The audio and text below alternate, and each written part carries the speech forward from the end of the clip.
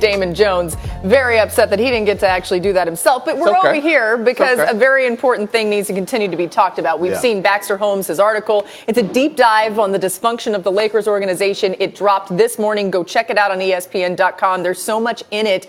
But as we continue to talk about this, Coach Tom Thibodeau here, let's start with how this moves forward from the standpoint of one thing you noticed being that everybody had an agenda in that article. Yeah, and that's the biggest thing, is to get everyone onto the same page, and you have to get your house in order. So July 1st is coming soon. It's right around the corner. And so for prospective free agents, they're going to look at four things. The money, obviously, first. Then they're going to look at the winning.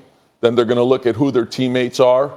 And then they're going to look at the city. And if the house is in order and they have a great tradition there, they'll be able to attract someone great. But if not, that could change a lot of things for them. And what you can see in that article, and you hate to see it, is there's a lot of people leaking information and, going with their own agendas. And it has to be one agenda, one team agenda. That guy you see right there on the screen, LeBron James, somebody, Damon, that you have a close relationship with. I'm not going to ask you exactly what LeBron is going to do here because I know you can't get right inside his head. But if you were LeBron, what do you do? I need to find out who's going to make the ultimate decision. Who's the decision making here?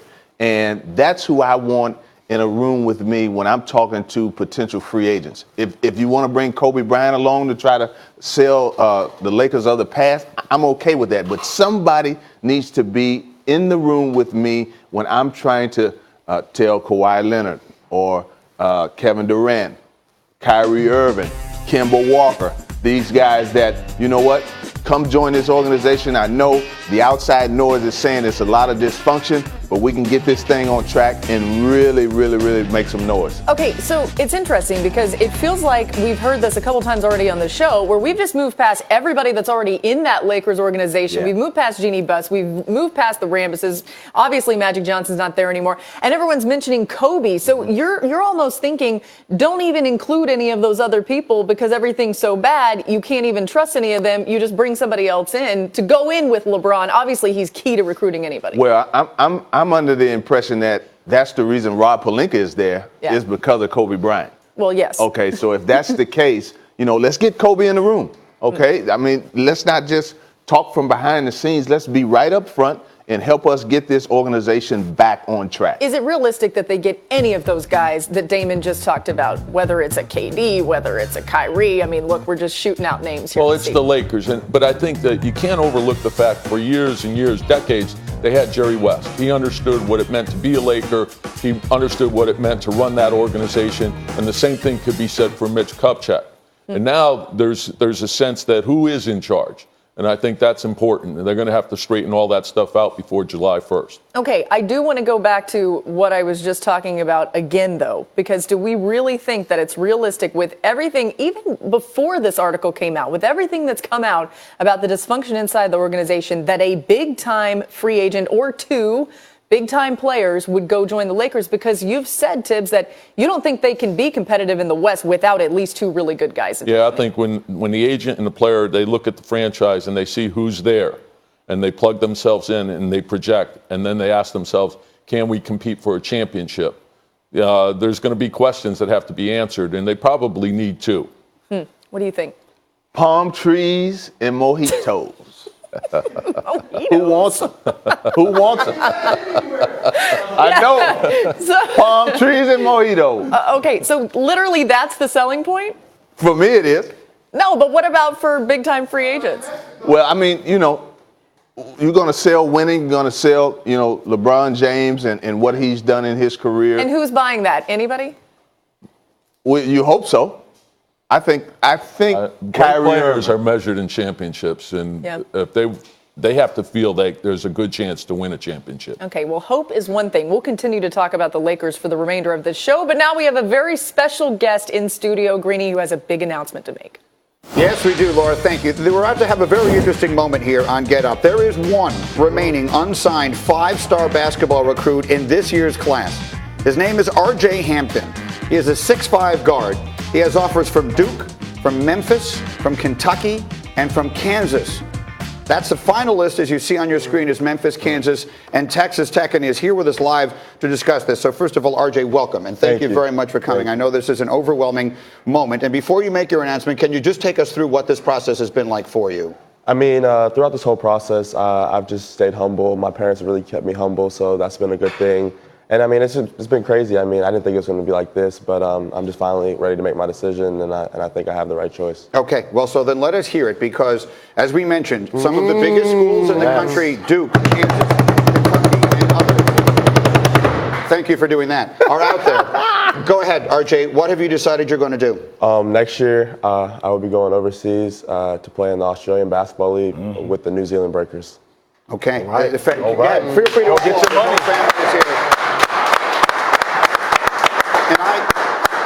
I had been given an indication this was a real possibility, and that was the primary reason I was interested in having you here, because this feels like a really big moment in this process, right? We've seen this happen on a smaller level with some different players in different circumstances, but we're talking about a young man who would have been completely academically eligible to play anywhere. This is not Emmanuel Mudiay or anything like that. So tell us, what made you decide that going to Australia was a better option for you than going to one of these colleges? I just think my dream has never been to play college basketball. My dream has always been to get to the next level and to play in the NBA. So, I mean, I think this was the best route for me to live like a pro and play with grown men every day and not kind of have to juggle books and basketball and just focus on my main goal. Jay, go ahead. You cover college basketball for us. What's your first thought here? Well, first off, I mean, I commend him, because I think other kids should be looking at that option, especially for the team he's going to play with, the New Zealand Breakers with Matt Walsh. I've known him for a while. A very good team. I wanted to ask you about, you had a tweet the other day. You said, for some of us big-time players, sometimes the media forgets that we're just teenagers in high school. Well, now that you're announcing that you're becoming an overseas pro, you're going into that business world. How do you feel like this is going to better prepare you for that next step of your career?